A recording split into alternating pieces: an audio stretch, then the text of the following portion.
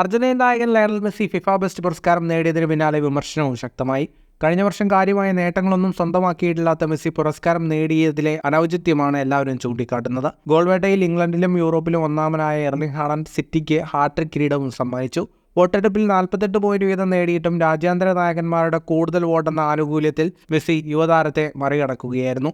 ഇതിനിടയിൽ Lionel Messi ഒന്നാമതെത്താൻ സഹായിച്ച വോട്ടുകൾ നൽകിയതിന്റെ പേരിൽ റയൽ മാഡ്രിഡ് സൂപ്പർ താരങ്ങൾ സ്വന്തം ആരാധകരിൽ നിന്നും വിമർശനങ്ങൾ ഏറ്റുവാങ്ങുകയാണ്.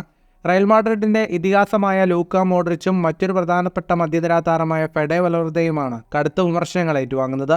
വൽവർദെയും മോഡ്രിച്ചും ദേശീയ നായകന്മാർ എന്ന നിലയിൽ ആദ്യ വോട്ടുകൾ ലയണൽ മെസ്സിക്കാണ് നൽകിയത്. ഉറുഗ്വേ ദേശീയ ടീമിന്റെ നായകനായ Valverde, Lionel Messi, Kylian Mbappe, Erling Haaland എന്നിവർക്കാണ് യഥാക്രമം വോട്ടുകൾ നൽകിയത്. ലയണൽ മെസ്സി, റോഡ്രി, ബ്രോസോവിച്ച് എന്നിവർക്കായിരുന്നു ക്രൊയേഷ്യൻ ടീമിന്റെ നായകനായ മോഡ്രിച്ചിന്റെ വോട്ടുകൾ. വോട്ടിംഗ് വിവരങ്ങൾ പുറത്തു വന്നതോടെ ഈ താരങ്ങൾക്കെതിരെ റയൽ മാഡ്രിഡ് ആരാധകർ രംഗത്ത് വന്നു. മെസ്സിക്ക് വോട്ട് ചെയ്തത് വലിയ മണ്ടത്തരമായെന്ന് ചില ആരാധകർ പറയുമ്പോൾ ക്ലബിൽ നിന്നും പുറത്തു പോകണമെന്നും ചിലർ പറയുന്നു. മാഞ്ചസ്റ്റർ സിറ്റിയോട് തോറ്റു പുറത്തായതുകൊണ്ടാണ് റയൽ മാഡ്രിഡ് താരങ്ങൾ ഹാളണ്ടിന് വോട്ട് നൽകാതിരുന്നതെന്നും ചിലർ ചൂണ്ടിക്കാട്ടി. മറ്റൊരു റയൽ മാഡ്രിഡ് താരമായ അലാബ തൻ്റെ ഒരു വോട്ടും ലയണൽ മെസ്സിക്ക് നൽകിയില്ല. ഫുട്ബോൾ ലോകത്തെ കൂടുതൽ വാർത്തകൾക്കും വിശേഷങ്ങൾക്കുമായി സ്പോർട്സ് കഫേ ഇപ്പോൾ തന്നെ സബ്സ്ക്രൈബ് ചെയ്യുക.